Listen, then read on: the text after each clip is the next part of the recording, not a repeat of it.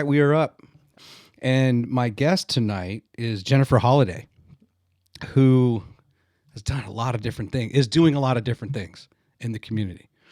But before we launch into our episode with Jennifer, just as a reminder, please like the channel, subscribe to the channel, hit the notification bell, all those things, and spread the word. I was just telling Jennifer before we hit record that the social media has been tremendous. The response to the clips I put out there has been great. It continues to be great. And then it's a little bit harder to track when it gets to all of the platforms that it sits on, because there are many, and kind of trusting, the different metrics and things. But little by little, guest by guest, the podcast grows. So Jennifer Holliday is here, and there she is on our studio shot camera. I was just talking her through the recent renovations that we've done, so it feels like this is actually probably the nicest room in the house now. And people do like to come up here and just sit. There's a little couch settee type thing off to the side here that you can't really see on camera. I can work from here. I've got about 12 different monitors I can look at if I need to. Let's kill that. So good day. Yeah. Yeah. It's been a busy day. I just got back from Montgomery. Ran down there yesterday for a couple of meetings, and today the Alabama Department of Education did a presentation for our 122 Purple Star schools this year. So that is a program that we brought to the state. 2021. The legislature passed a resolution adopting this Purple Star Schools program that was actually started in Ohio a few years ago, and it basically recognizes schools that are not just saying that they're military friendly, but they're really putting in a lot of work to support military students and their families. So what are the criteria that they have to reach to be rated Purple Star? So there are a few. They have to have a person on staff designated as a point of contact for military families. That person has to have some professional development relating to military families and challenges that they specifically face. They have to have a page on their website that has military family resources and things. They also have they do events during the year. They have to have, that's an optional. It doesn't have to be any particular event, but they have to do something military connected. And one of the big ones that's actually not just for military kids, but for all of the kids, is to have a student-led transition program. So when a new student comes in, it's kind of like a buddy program.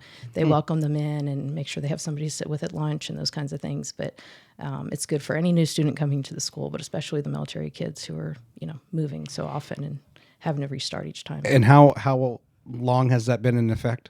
This is only the second year, kind of our second class of designees. Last year we had 53 schools across the state, and this year we had 122. Wow! So the word is out. It is. The word is out, and we're really excited that so many schools are putting in the effort. And some of them don't really have a lot of military kids, but they're, really willing to put in the work and support those families as they do come in. And we have a lot of National Guard and reserves across the state, not just our active duty from the installations. And so we have military kids all over. So I sometimes I was just telling Jennifer as well, that I just let the conversation go, but sometimes I forget important things like, oh yeah, we should probably just give a little bit of background on who Jennifer is before I start launching into these things. Cause I'm always very interested in learning anything new, especially something new like, oh, Purple Star, never heard of that. Right. I've heard of Blue Ribbon, schools and things like that. But Jennifer and her husband, Tom, also affectionately known as Doc Holliday, are military veterans, right? He's now retired, and you lived all over the country in various assignments as a military spouse, and she's heavily involved in the Semper Fi Task Force. And it was cool when I interviewed John Kinsley from former Colonel Army Materiel Command. He's involved and was involved in Veterans Week and co-host the parade with what's her name? Liz Hurley. Liz Hurley. I was going to call her Linda. Liz. Liz Hurley, and also involved with Alabama, the Military Family Liaison program, and a bunch of other things, which is impressive. Like, you should win lots of awards all the time for the volunteer, kind of like volunteer of the year, right? Because the unsung hero of probably a lot of the effort you put into the community. So hopefully we'll touch on many of those, but we may not get to them all. Right.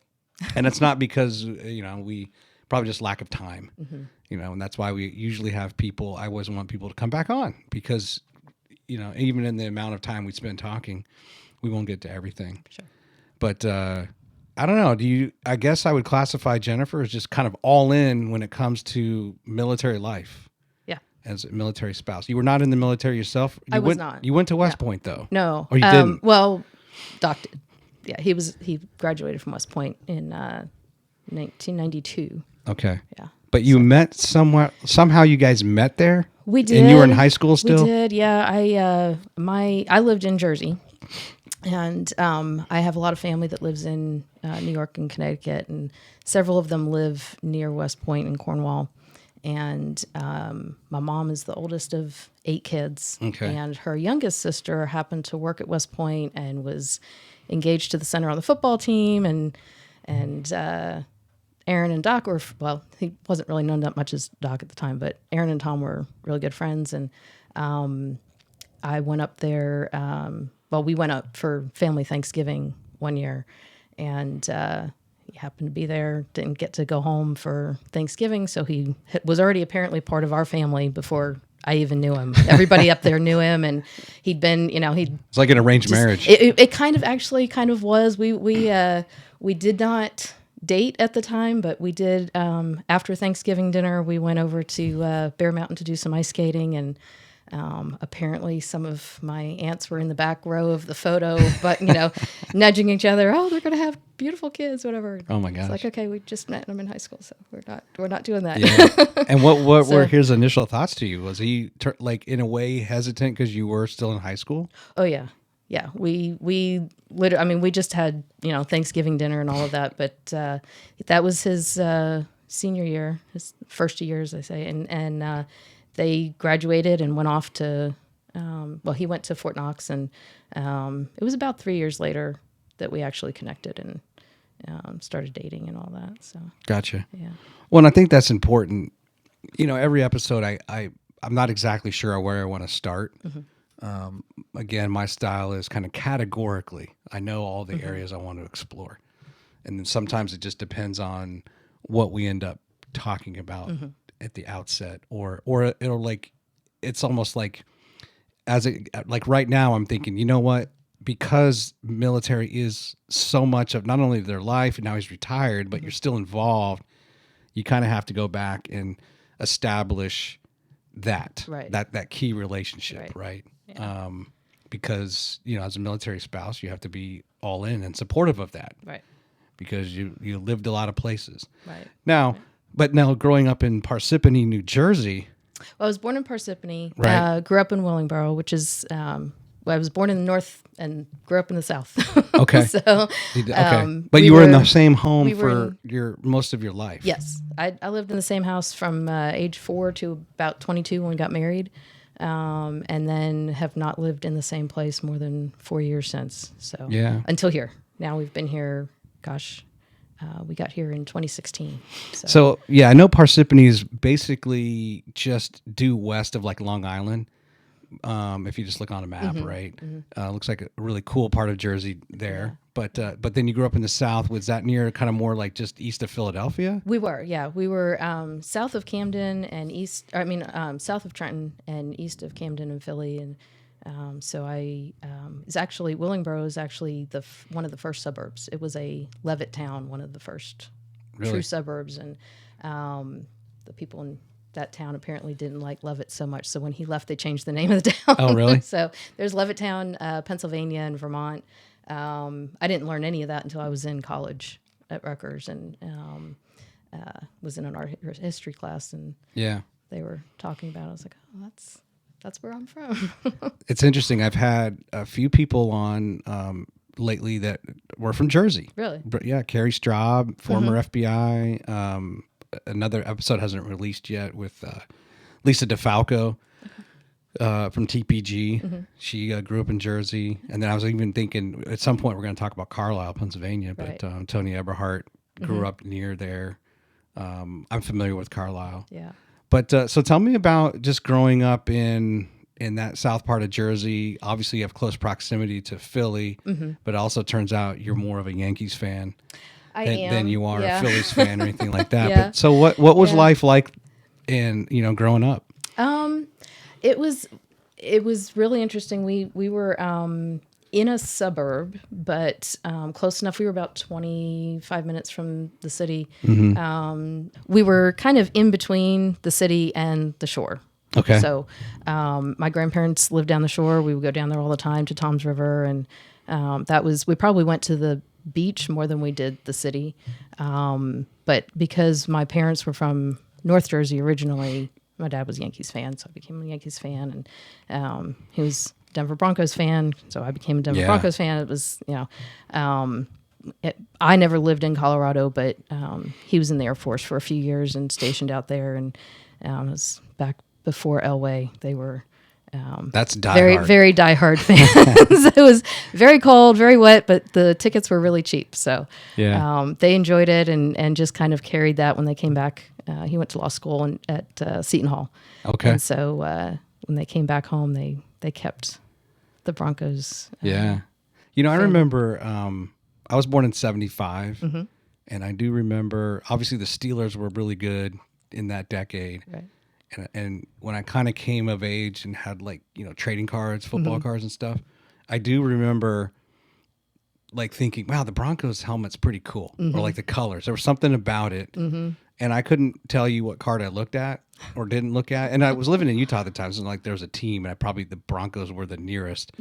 But there was something that kind of resonated with me for some reason about Denver. Right. Now, later I moved to D.C., and they play him in the Super Bowl, and I hated Denver. Right. But yeah, I could see how, and that, good for your dad to just be like, I want to root for someone. Yep. And just kind of latch on to it was a good underdog story. So but he is also a Eagles fan, Phillies fan, and he enjoys those. But the Yankees and the Broncos are kind of the core. So he was still a Broncos fan when Peyton helped them to win a Super Bowl. Yep. Okay.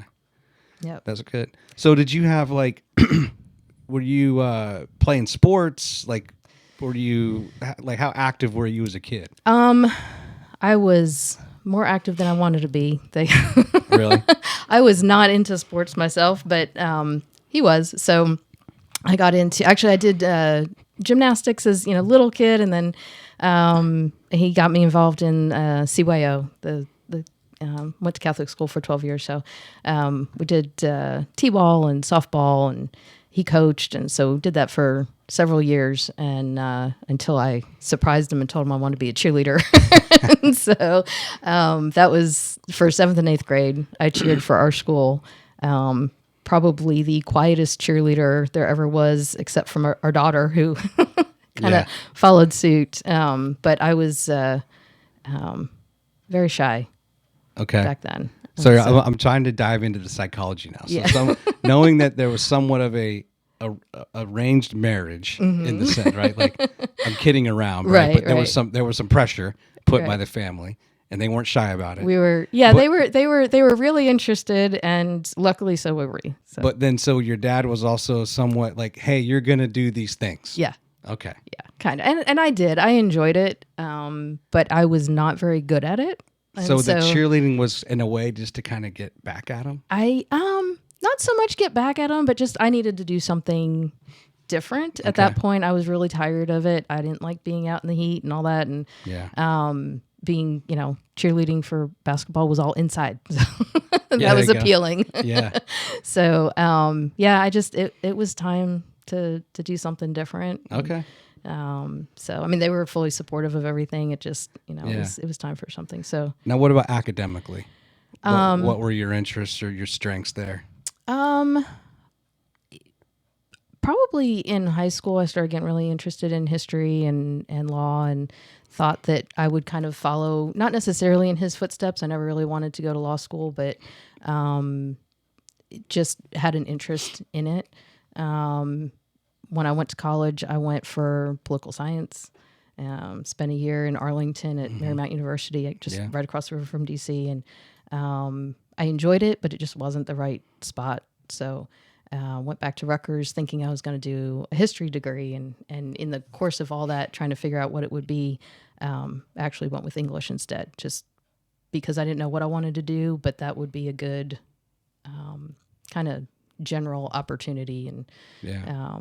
at the time, it was really kind of becoming popular, I think, for businesses to hire people that were more in that realm, more communications based. And, we can teach you some of the other stuff later. So it was good. What drew you to Marymount? It was a Catholic school. Okay. It was actually a small school. There were a few things about it that I liked. Had a really good political science program. But I really wanted to be in DC at that point. I was ready to move out of Jersey and do something different. Really enjoyed that area.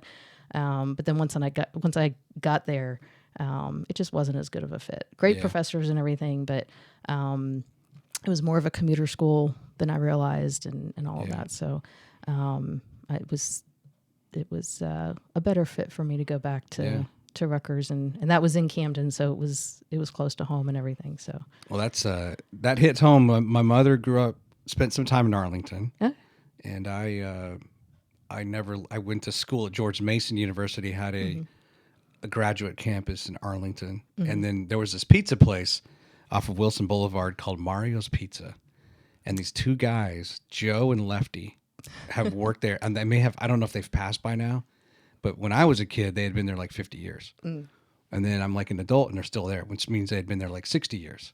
Oh, yeah. And it was like our family, like, outing was anytime like my aunts and uncles were in town, because my grandparents used to live in McLean, which isn't too far. Somebody had to make a run to Mario's and bring the pizza back. So anytime like this is like, whoa, this is like home when we talk about Arlington. Right. Yeah. There was actually, I don't know if it was Mars. I don't remember the name of it, but there was a restaurant it was a hole in the wall. Yeah. And it was the best. We ate there all the time, but it was a good time. I really enjoyed it. And hop on the school shuttle and go right into DC. It was great. But, Sure. It was just not for me. So. And then you went to Rutgers. Yes. State school. Okay. And finished up. Yep. Got an English degree there and graduated in December of 97 and got married in December of 97. So there you go. it was a busy year.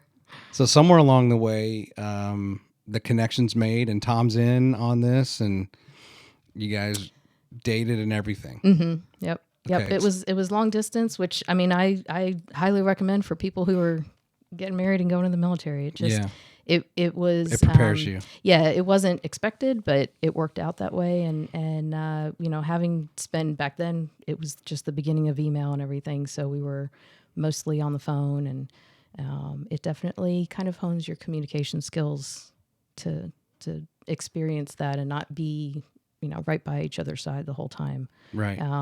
Which was good because he also went to Korea for a year before we got married. So it was extra long distance. Oh, wow. Yeah. So what's the first assignment? You get married in December 97. You're done with school.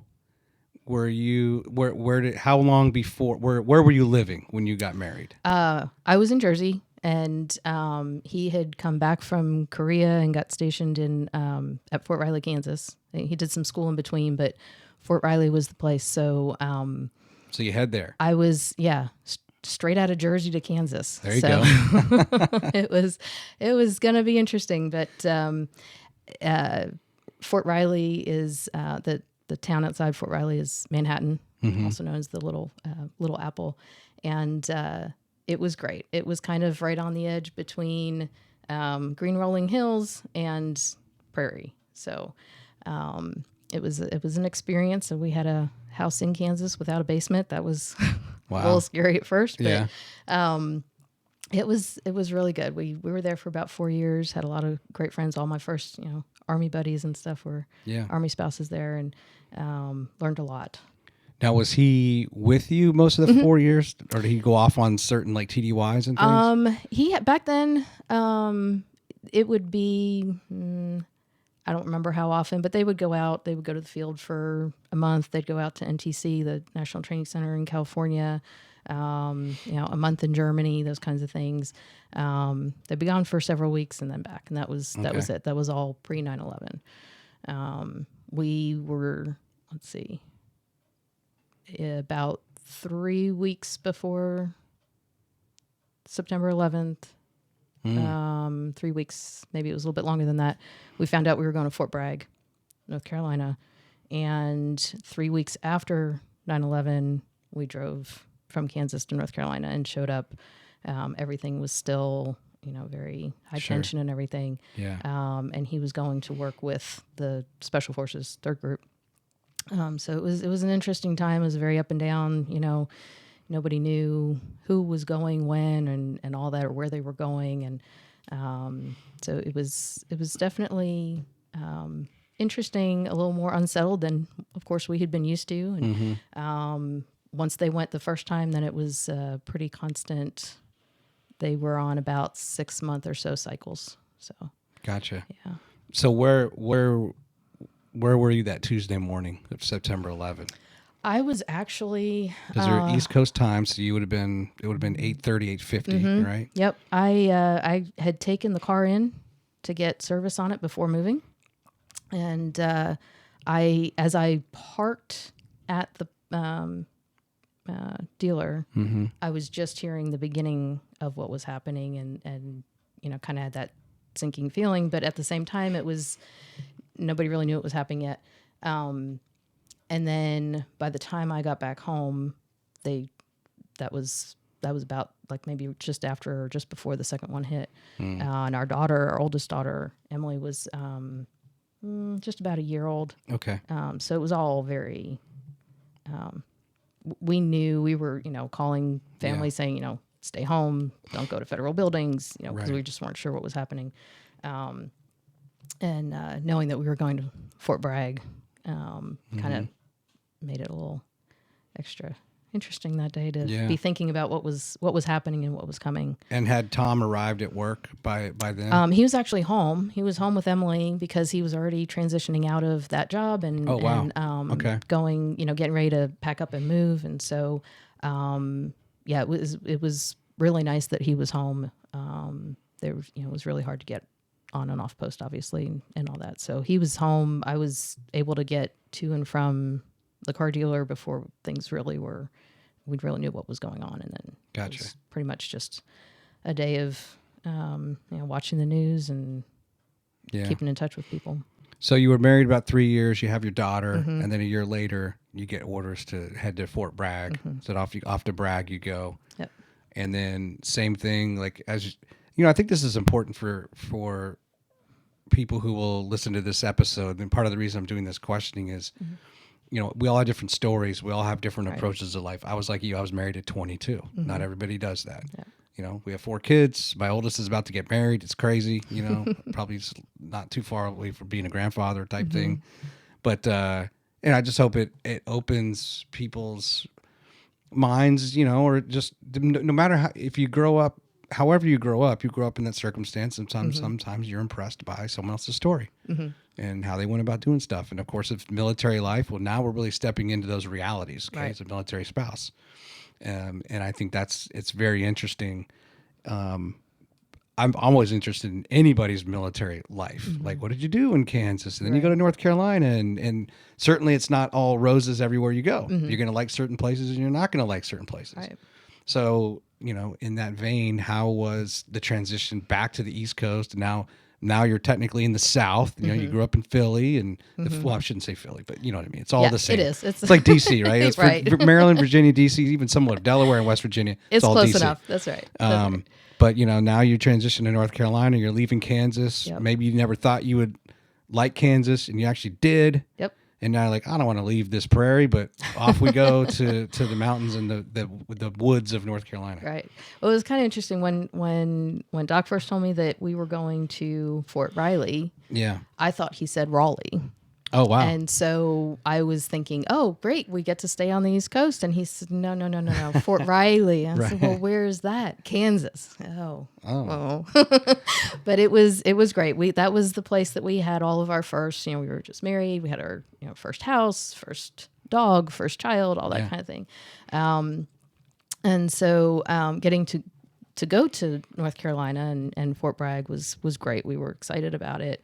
It was definitely going to be a little bit different. It wasn't quite regular Army, working with Special Forces and everything, and in support of them. And he started out as a tanker and did about 4 years that way, and then switched over to military intelligence. So this was going to be a really interesting job for him anyway. He was going to have to learn all about Africa and all these things.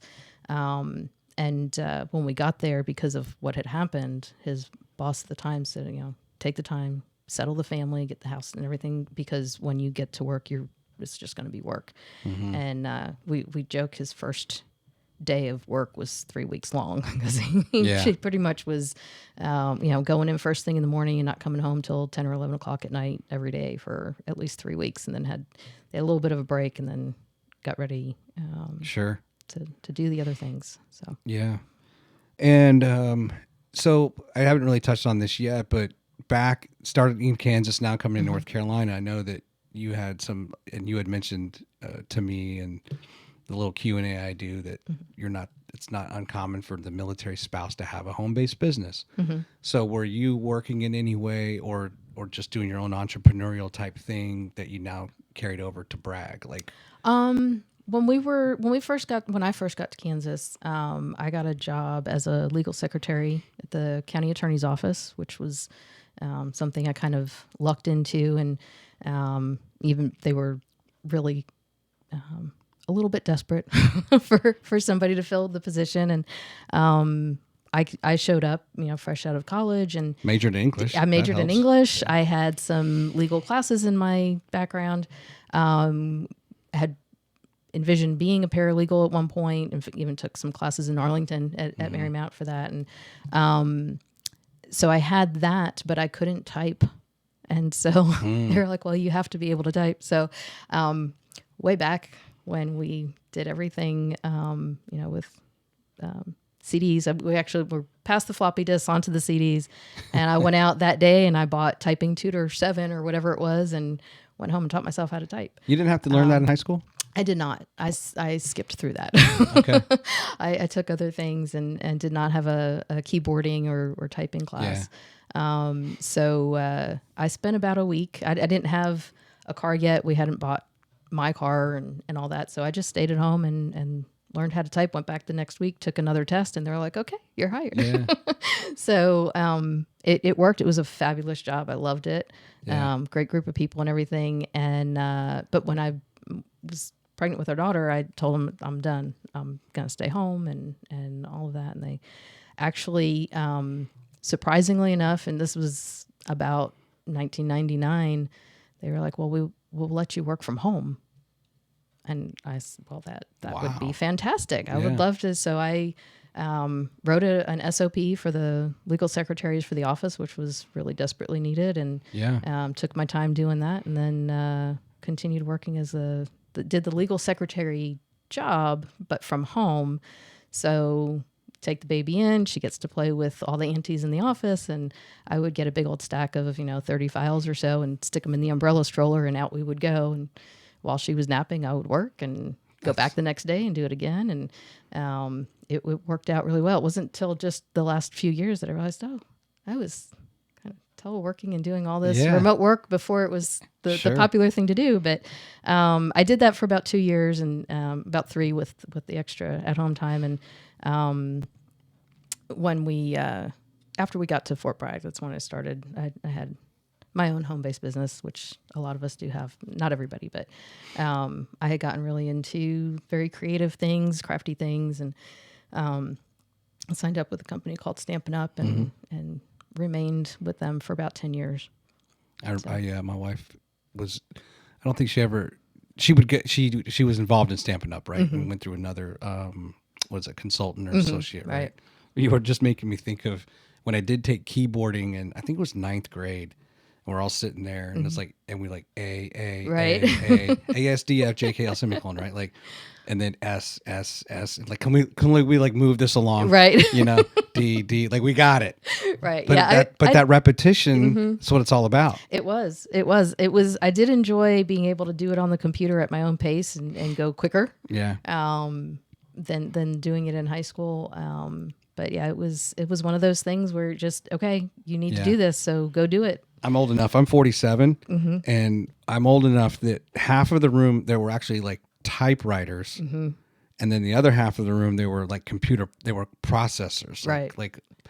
That we weren't using computers. Nope. There were computers in the school, and like a computer class. Yeah. But like as far as typing, and you'd always want to be like, I want to be on the side that's not the typewriter. Right. I want to be on the word processor side. Right. But like, it's just weird when you realize how old we are. I know. You know. I know. It's Not crazy. We're probably about the same. Yeah, age. we're the same age. Yeah. All right. So you get to Bragg, and then when does he go? When does he deploy? He did several war zone type deployments, right? He did. He did quite a few. It was up and down. We got there in basically September, and we would get. It was kind of a we're going, we're not going, we're going, we're not going, and he was with third group. I believe it was fifth group. I think went first, and so he ended up going in March of 2002. 2002. And he was being the job he was in. He was at the beginning, and then he stayed at the end. So I think he was gone about 8 months the first time, and then after that, it became pretty much a 6 month on, 6 month off cycle. So. And was he like just itching to go? Itching to get in the fight? Yes. Initially not wanting to leave. Yeah. At the time, we were lucky enough that he didn't go until after I had our second child. I was pregnant with her when we moved. And so she was born in January and he left in March. Okay. So that worked out for us personally, timing wise. Not everybody was that lucky, but that definitely makes it harder to be, really excited about going. But yeah, definitely they were, all in to get over there and get done. And there was so much work to do. It definitely, helped the time go by fast. Yeah. So then let's kind of summarize the rest of your moves in the military. So then so after Bragg, where do you go from there? Back to Kansas. Okay. Back to Fort Riley? We actually went to Fort Leavenworth. Okay. He went there for a year for school. And about 2 months after we got there, he got a phone call from his previous boss at Bragg and said, "Hey, do you want your old job back?" And so he said, yes, of course, loved it and would love to go back. And but we're deploying again. And so we actually, that school he left before graduating. We left a couple of weeks early so we could get there in time to get set up and in the house and everything, and a different house, and move on. And he could deploy with everybody at the same time. Yeah. But that was. So we did Kansas, North Carolina, Kansas, back to North Carolina. We really weren't seeing the world the way I had expected. So he was seeing the world. Yeah. I was seeing the same states over and over again, which was fine. And it was great getting back to Bragg and different group of people and everything. But the kids, were kind of getting into preschool and those kinds of things. So we had a completely different experience the second time around. Gotcha. Mm-hmm. Did that, I'm curious, did somewhere along the way you just learn to kind of pack light, not decorate that much, and just kind of always know that it's coming? Or sometimes people still naive, and just as soon as they paint every room of their house, off you go. Well, that's what we never painted. Yeah. That was we actually rented a couple of the houses as we went because the rates and things were so low. Originally we were going to rent, and then the first time we showed up in Kansas, we ended up buying a house and sold that one. But then in North Carolina, we bought a house each time we were there and rented those for a while. And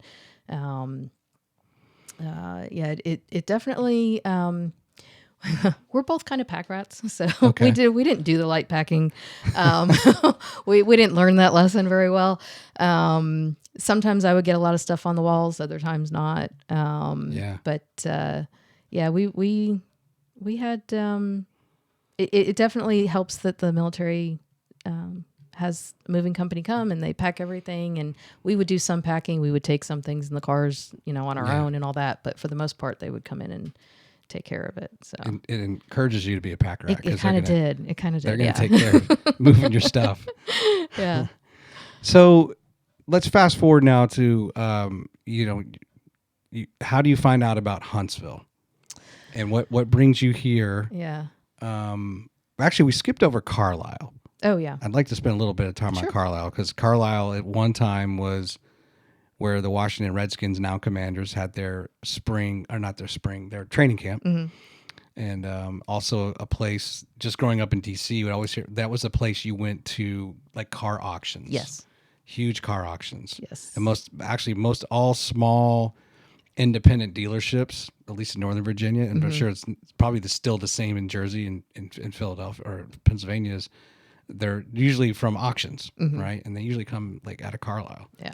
Yeah. There were a lot of, we learned basically as soon as we got there that there are car shows all the time. Yeah. And it's a tiny little town. So it's pretty much when there's a Yeah. car show, you're not really going downtown much unless you want to go see the cars. And I don't know, I think the turnpike starts there, or it goes through Carlisle. So when I would go to Philly, for example, I would actually drive all the way up to 81 to Carlisle and then go east to okay. Philly. Yeah. And I never went 95. Right. Made that mistake. Don't ever do it. Doesn't matter if it's 3 a.m. Don't Right, do it. right. There's going to be construction. There's going to be It's an crazy. overturned tanker, whatever. And I also played in a golf tournament there, and at that country club. Oh my goodness, those greens are fast. Yeah. It's a short course, but short courses defend themselves by having extremely fast greens.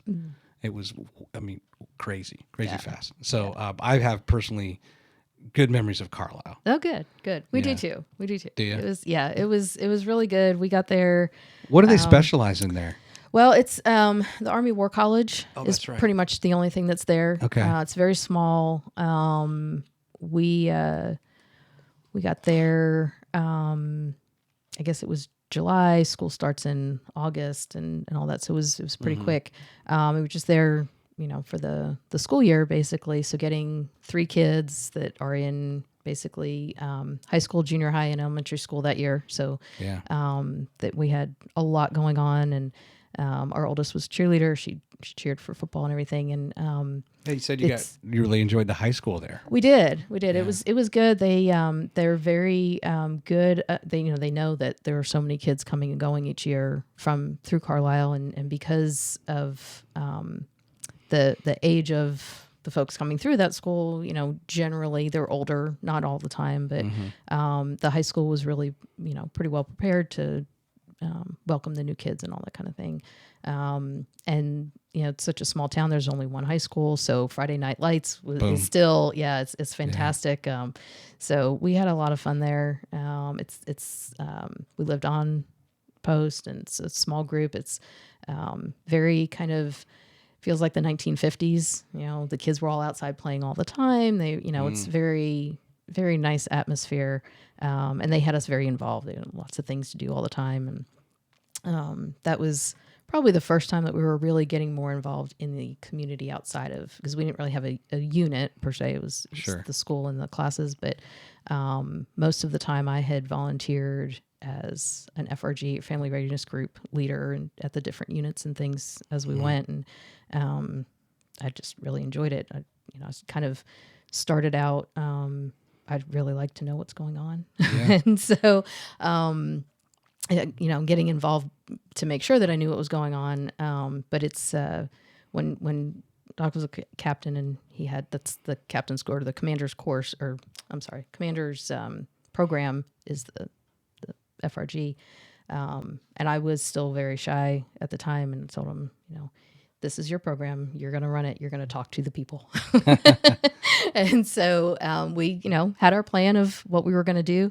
And we sat down to the first meeting, and it was a small group, but he started talking, and, he would say the wrong thing, and I would kick him under the table and say, no, it's supposed to be this. And he then a little while later, he did it again and nudged him again. I'm like, no, it's this. By the third time, I was like, okay, I see what you're doing. Grabbed the notebook and said, okay, guys, here's what we're doing. And that's pretty much how I kind of came out of my shell, really. And so was he doing it on purpose? Oh, yeah. 100%. Gotcha. Yeah. So he knew.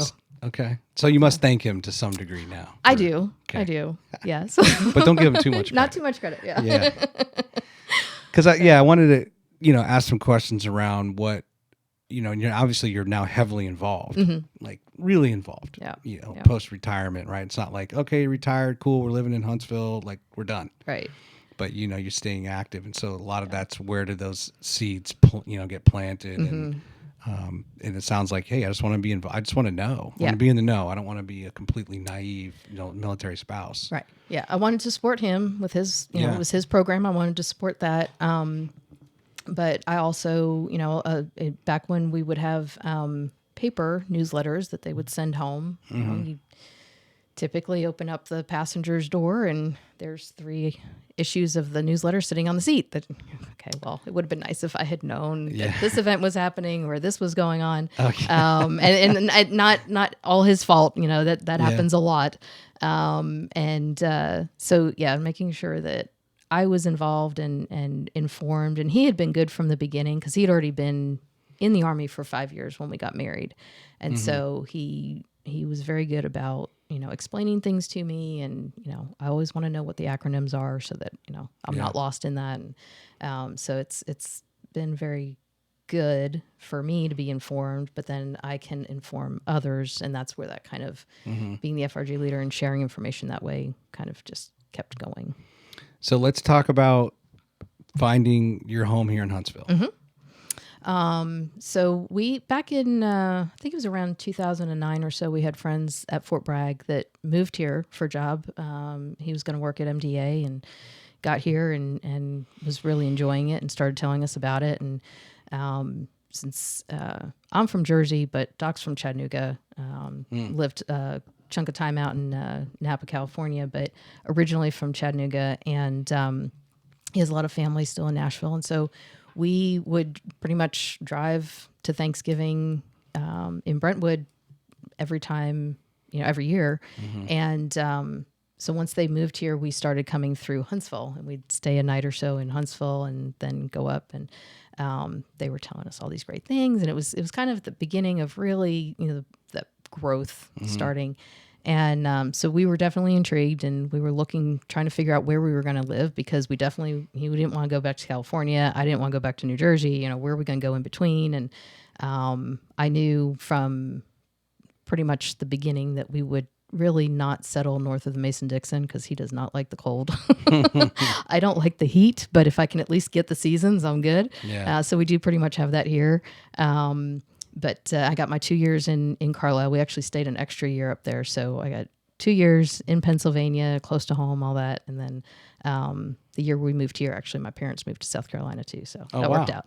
But anyway, they were telling us all these great things about Huntsville. We're like, oh, this is a pretty good place. We might try to get back here. But it fast forward several years, and there just really wasn't an opportunity. He's not a logistician, so there weren't a lot of opportunities here work-wise. And while we were in Carlisle, and they go through and issue out the jobs and everything, we found out we were coming here, and we're very surprised that the Army was actually letting us go where we wanted to go. So. And he came down as a garrison commander? Yeah. He was garrison commander at Redstone from 2016 to 2018. Okay. All right, so let's fast forward now. Let's get into he's retired, and you decide. I don't know if this is necessarily upping your game from the kind of the family readiness group FRG, right? But let's first talk about like Semper Fi Task Force, which I think was started like maybe in 2006. Yes, with some Marines, and actually let me bring up the website. Sure, because we might as well. That way you can kind of talk to it. But yeah, go ahead and explain this task force. I'm somewhat familiar, but explain it to our audience. Okay. So in 2006, there were a group of Marines here locally that were had gotten together, and they were seeing all the things that were happening, with global war and terror, all this stuff, and service members were coming home wounded, injured. They really wanted to support them in any way that they could. So they tried to figure out, a lot of them were Vietnam vets. They wanted to make sure that our service members never experienced anything like they did, and so they kind of narrowed into the wounded, injured service members, and came up with the idea of bringing them to Huntsville. Mm-hmm. And it started out as a weekend. They call it Heroes Weekend, and they came in and had a couple of days free of charge. Just come in. Is that Heroes Week? Heroes Week. Okay. Yep. Okay. It after about the first year or two, it became pretty well known, and they expanded it to a full week. Gotcha. So Okay. Every Veterans Week, the task force brings in about 30 or 40 people, service member and their caregiver. Could be a spouse, could be a mom, whatever. But they come through the warrior transition units. They get vetted through there. We don't pick the people. They know our system, and they send us the names and things. And they come in for a week. We have a big welcome event at the Huntsville Airport, which is great. They have as much of the community come out as possible with flags and cheering. We have Army band and all these things. Just to welcome them in and give them the welcome home that they probably, most of them didn't get, because if they came home through the hospital system, they came from one hospital in, say, Germany or wherever, into a hospital here, and then they went home. They didn't get the fanfare and appreciation that their units got when and they they're came coming home. in like on a charter flight, right? They come in on regular flights. They do. But we could bring them in from all over the place. This past year, we had 3 come from Hawaii. We've had them come from all over the country, and most will fly, some will drive. We've had a few that are a little bit more local, and they get here between Sunday and during the day on Monday, and then we have the big welcome. We get everybody kind of gathered up behind TSA security and have them come out all together. And then they go downstairs. There's usually, I don't know how many, maybe 100 or more motorcycles. We have a lot of different motorcycle groups that participate, and they have a full motorcycle and police escort from the hotel, or from the airport to the hotel. Nice. And then during the week, we have just events every single day. A lot of food. We tell them by the end of the week, they're going to be very full. They're going to have a lot of new friends, and they really very quickly form bonds. That camaraderie that exists, in a military unit or between military families. A lot of the time, they end up, once they're medically retired, they're in places that maybe there's not an installation nearby. They've gone to move near family, and they kind of lose that military connection. So it's really therapeutic for them, actually, to come here and have that camaraderie and be able to kind of talk to people who have had similar experiences and things. How many are we talking? Hundreds that come in, fly in? Well, each year we have done between 30 and 60. Okay. It gets kind of hard over about 40 or 50 people to navigate and move around. We've buses and vans and stuff. Yeah. So we try to keep it between 30 and 40 people. It's kind of, we've figured out that's kind of a nice number. And to just be able to get them from place to place. And then some of the days they have options of going to multiple different things. We have things all over. One day they go to Gunnersville, and the local folks have a yacht cruise that they put on, and then there's a dinner, and some of the second graders come out and sing a little concert, and we have lunches and dinners, and they go to, sometimes we switch it up a little bit. Sometimes they go on the Arsenal to do a tour. Sometimes they go to the Space and Rocket Center or something like that, just to give them something a little bit local to do. And they on Veterans Day itself, they participate in the parade. Right. The Vets with Vets and Corvette Owners Club has, of course, they bring their Corvettes out to the parade, and our participants get to ride. And every now and then they get to drive. Okay. So I don't know if you had mentioned this. Can they come consecutive years, or are you trying to pick a different crop? They enjoy it? just come once. They come once. Mm-hmm. Okay. Yep. We do have a couple of people who, older veterans who are local, who act as mentors while they're here. Okay. So they sometimes get to repeat a little bit, but the people who come in now, they only come to Heroes Week once, but we have actually had several people move to Huntsville and the surrounding area after being here for the week. Okay. We do warn them that they are not going to get the red carpet treatment every day that they live here.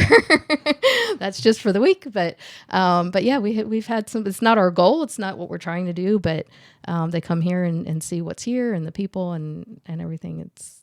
Let's really talk nice. about if we can go to the end, the veteran outreach. Sure. Mm-hmm. Can we talk about that? Sure. So that is a growing program. We issue out one-time grants. Again, it's just one time. But for veterans in crisis, financial crisis, sometimes you don't know, you have unexpected issues with cars, or heater goes out, that kind of thing. But they go through. We have Craig Baker is our veteran outreach coordinator, and he goes through and vets the person who's making the request.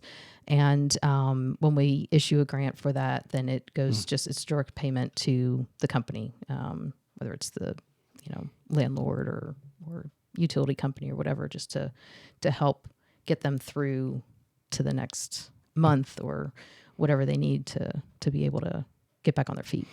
So in your role, give me the title again of your role in the task force or in this organization. And then of these 5 things listed, are you involved in all of them or just some of them? So I'm the communications director in community relations.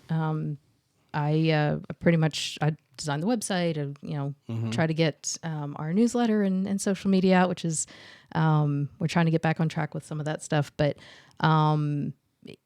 my role kind of started. I started out just as a volunteer, just with Heroes Week. I just want to. Doc was in the job at the time. Actually, our first introduction to this organization was, he was told, okay, you have to be at this event at this time, this uniform. We showed up at the airport. We had no idea what was happening, and the chairman at the time, Jeff Wishick, was he's an Army vet. We currently have an Army vet also as chairman. So it is an all-service organization, even though it's started by Marines and it says Semper Fi. It is an all-service organization. But Jeff, we stood in the middle of the aisle there at the airport, and he was telling us some of the stories, and I was instantly hooked. There's just the passion that they have, the things that they do to support the military, service members, their families, Gold Star families. It's a very unique organization. They do unique things, and it's a great group. We've got hundreds of volunteers.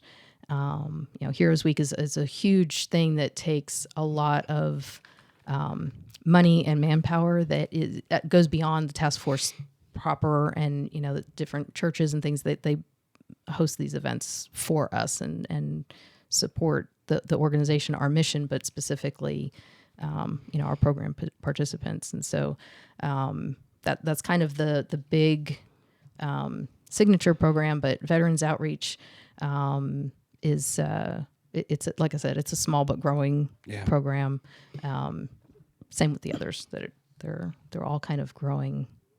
Do you have a particular favorite moment that stands out in the time that you've been involved with?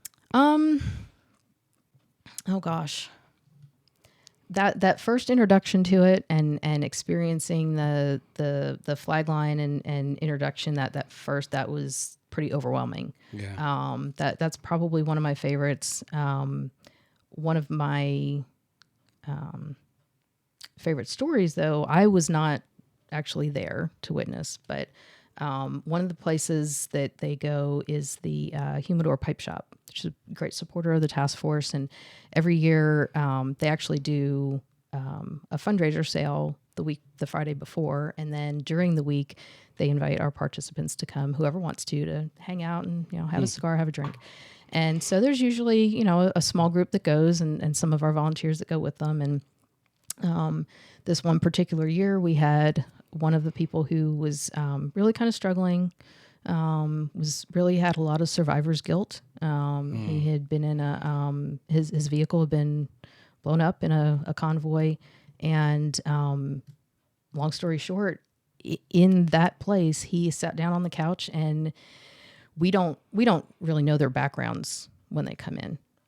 Turns out he sat between two people who had been in that convoy and were able to tell him, hey, we saw what happened. There was nothing you could do.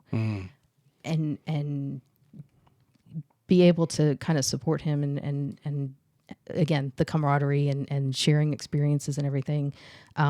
He was completely different after that. It almost helped him get closure in a way. It did. It did. It was incredible that, the fact that we had anybody in the group that had been at the same place at the same time in the same convoy and saw what happened. The fact that we had two of them and they sat, to either side of them at this one event is just, it gives me goosebumps every time. Yeah. That's cool. So there's neat stories like that every year. But and a lot of the time for when it's the caregiver's spouse, it's the first time that they've had a chance to just relax and not have to deal with hospitals or taking care of kids and, all the different things that you just kind of go and do and do and do. Yeah. That they actually have a chance to reconnect. So it's not a marriage retreat, but it does kind of end up that way for a lot of people. And, we've actually had people tell our volunteers or board members, whoever they're talking to, that, you've saved our marriage. Wow. Which is, it's not amazing. it's huge. Like so many times you're involved in setting something up and you're involved in the logistics and you're hoping people are having a good time, but and it's hard to have a good time when your job is to make it happen. Right. And to execute the events and all this stuff. And then later, how important is it for people to actually provide feedback or somehow contact you with these stories so you can feel good that, wow. Right. And who knows, maybe even in meetings you have, you might think, well, that's a dumb idea. Someone has a dumb idea, but you do it anyway. And it turns out like you were wrong for seeing it's the best thing. Yeah.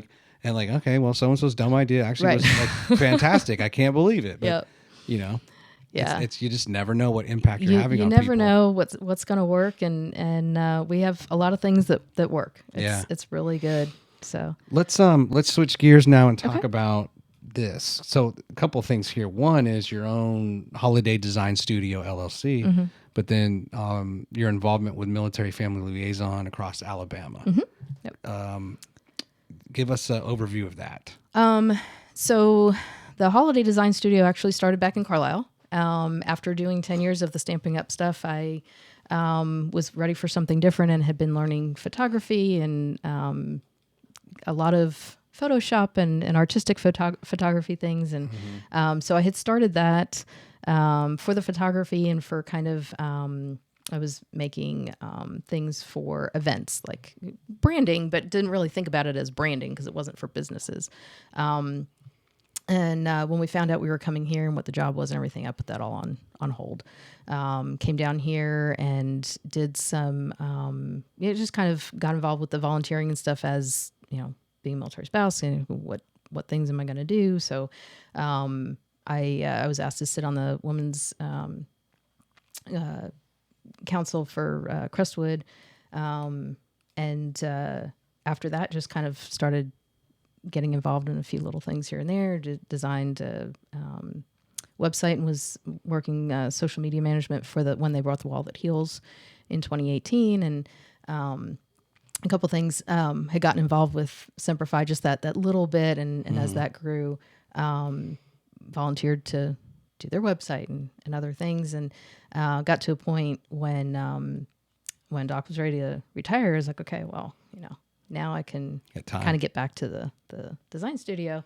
And so I did that and got my first client, which was fabulous. It's a veteran-owned company locally called Resolution. And so that's been great.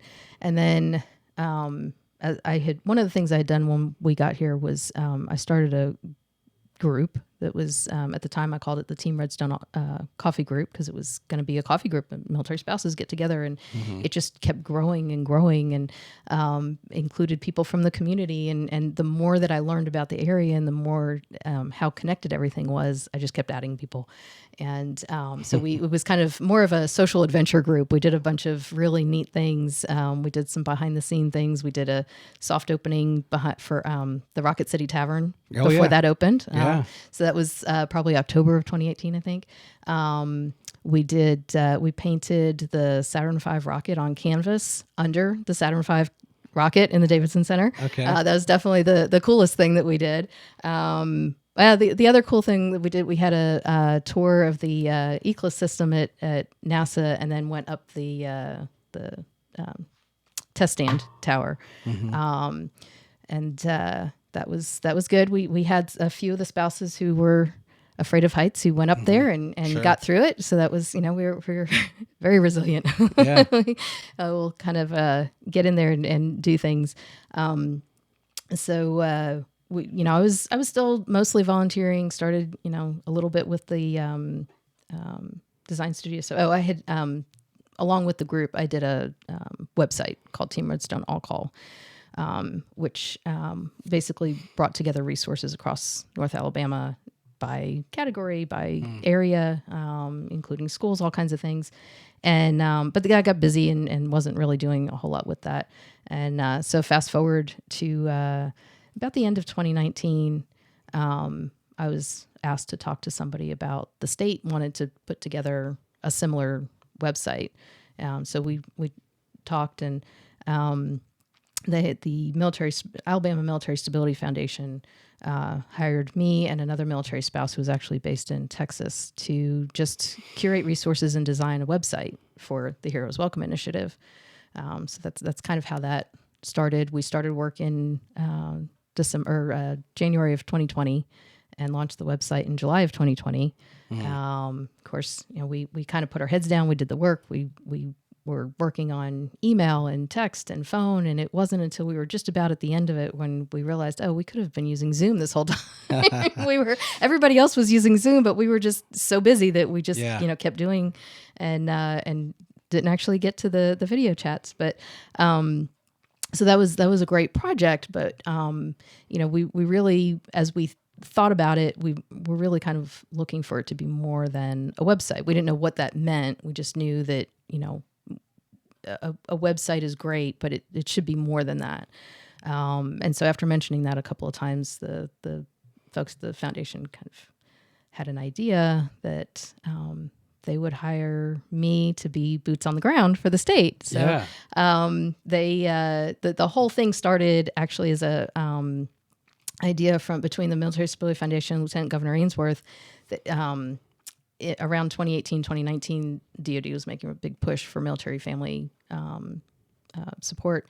And they realized that Alabama has 48 licensure boards across the state, but they're not under an umbrella or anything. And licensure reciprocity was a big topic at the time, still is, but it was really kind of hot topic at the time. And so they wanted a place where they could put all of that information together. And that was kind of the spark for doing the website and everything else.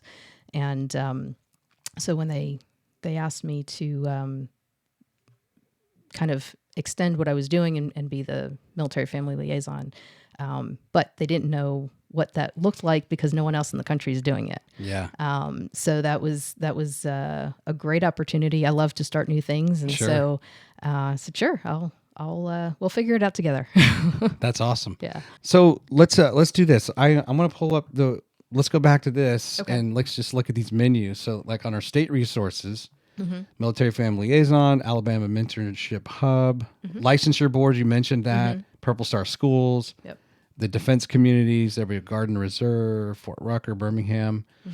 Anything in particular you want to highlight from either of these tabs? So it's nice that everything's broken down by categories. That's pretty self-explanatory to see. The one thing I would really like to highlight is under the state resources, our mentorship hub. That is a virtual platform for military spouses. So as we developed the website and I was hired to be the Military Family Liaison. One of the things that I wanted to do was have a way to get spouses connected, but not on Facebook, not on social media, and have that ability to be kind of ad free and just something different, but that would be able to share things both statewide and local to their area. So as Cece and I started talking about these things, she realized that there was an organization called the Military Spouse Advocacy Network, and she realized she knew that they were kind of working on something similar. This is a group that was started by a military spouse several years ago. She was actually she was stationed at Maxwell Air Force Base at the time, and she developed a organization that supported new military spouses. So, just gotten married, you're new to the whole thing. Your spouse is probably new to everything, and help guide them with resources and training and things. And that's what they were doing. And then when everything shut down for COVID, and there were no groups getting together, the coffee groups, all these other things. So they had military spouses that were contacting them looking for mentorship or wanting to be mentors and figuring out what they could do. They developed what they call the Global Hub. Hub stands for Help Us Bridge, because of course we need to have an acronym. Yeah, sure. And so they had this global platform that they launched, and they were actually looking to develop something more local. They wanted to bring it to the state level. I'm working with the state, wanting to do something at the state level. So it was kind of kismet there. And so they had this free membership platform that they had developed. We took our website, the Heroes Welcome website, all the resources that we had, all the defense community sections, and kind of took it into this private space that military spouses can access. They have a very good vetting process for that. There's an application to fill out, and all of their volunteers, it's a nonprofit. All of their volunteers are very well trained, and they're all military spouses as well. So it's peer-to-peer mentorship. So you have the resources in there where you can like and comment and share things within the space that feels like social media without being that, and they can share and they'll host polls and different things like that. But we're kind of expanding it. We just they launched, I guess over the last couple of months, they've launched 2 training modules. So material on finances, and then the second one I think is on PCS, permanent change of station. So when we move, so some of the things are geared toward new spouses, but not everything. And so we have the ability now for spouses to connect with each other before they come to Alabama. They can connect with me before they come to Alabama, and they can connect within their defense community. They have discussion groups and stuff, but they can also reach out across the state too, or if you're moving from one part of the state to another.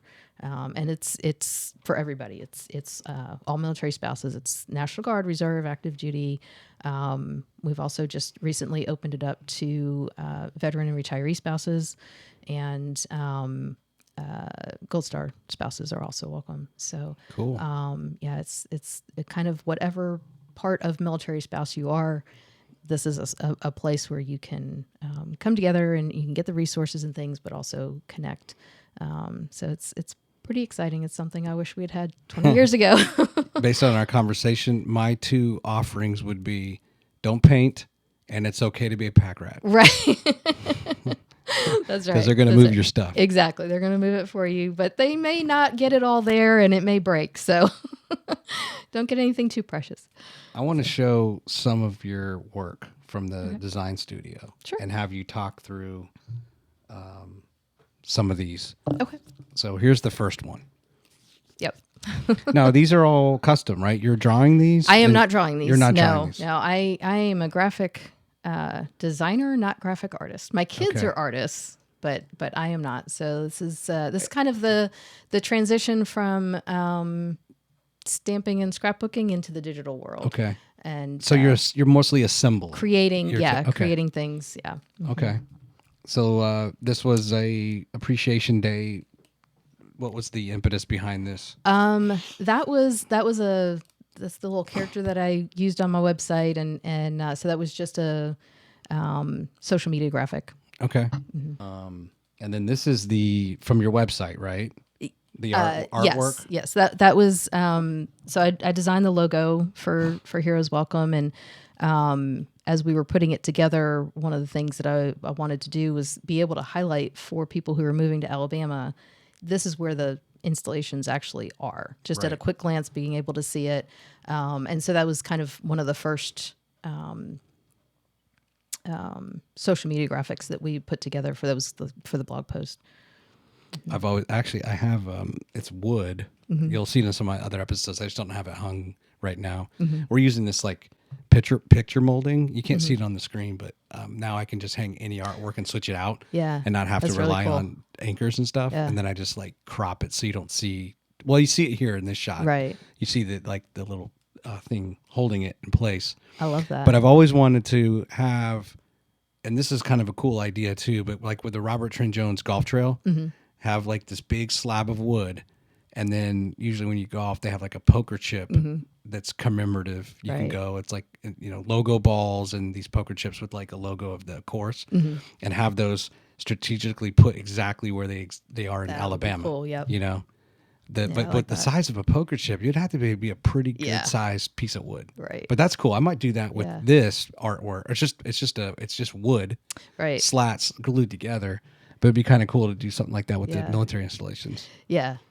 This is a really, I can't tell if this is an actual photo, but I love that. That's my photo. You took that photo. That's my favorite. Yep.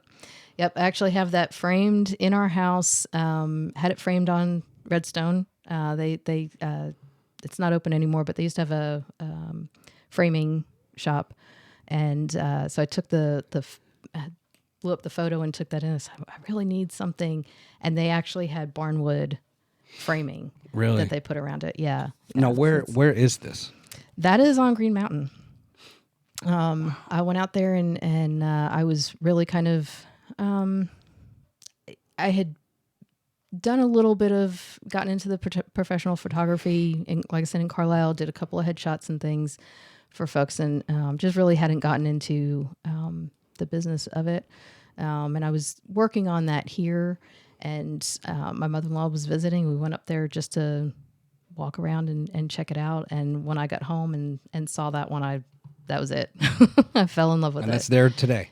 That's can go look as at it. far as I know. I haven't been up there in a while, but I do believe I've seen pictures recently of it.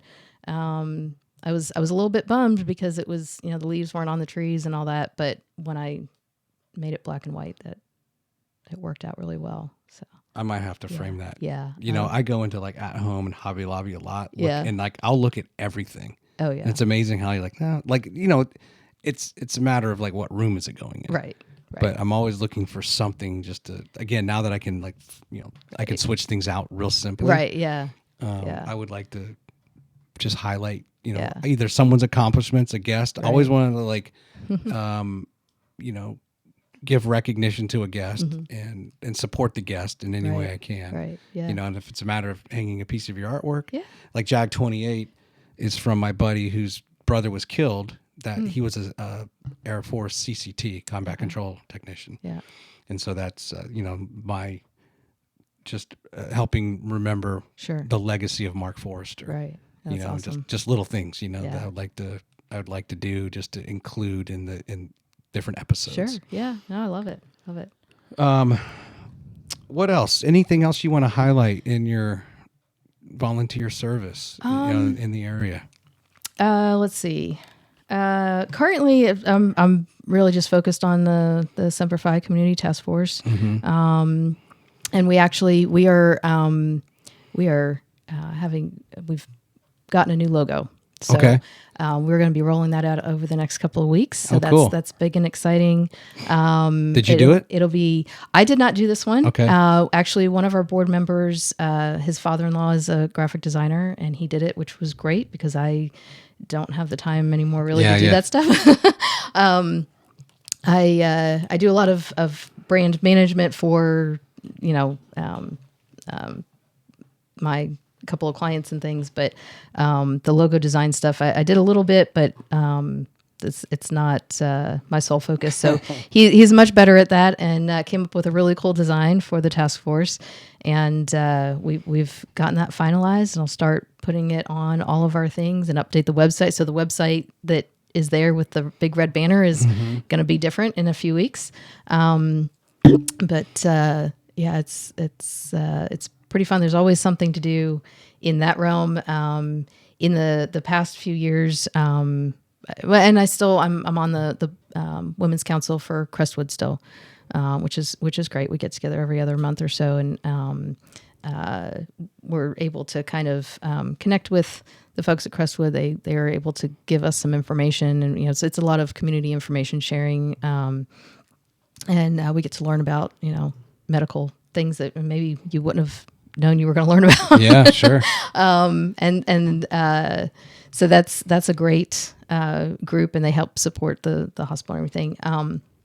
But in addition to Semper Fi and kind of leading up to now, I was on the board for the North Alabama Veterans and Fraternal Organizations Coalition.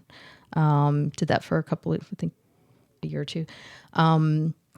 And like I mentioned earlier, that when we brought the Wall That Heals, the Vietnam Wall, in 2018, that was a huge, wonderful project. I was thrilled to be asked to be involved in that. There are a few other things, over time, but Semper Fi kind of was from almost the time we got here, because we got here in June, and that first Veterans Week, Heroes Week, is when we discovered the organization. I was like, okay, sign me up, and I'm just going to kind of help out a little bit where I can that first year or so, and then just got more and more involved. Words. Exactly. Yeah. I have Bob Droulet, General Droulet, local veteran. He's the one that developed the Veterans Memorial downtown. Oh, right. Yeah. And we have joked several times about the fact that we both need baseball caps that say "just say no." It won't work, but it's a fun idea. So just being involved. In fact, that was one of the things too that in 2020 we had the last installation at the Veterans Memorial was the Gold Star Families Monument.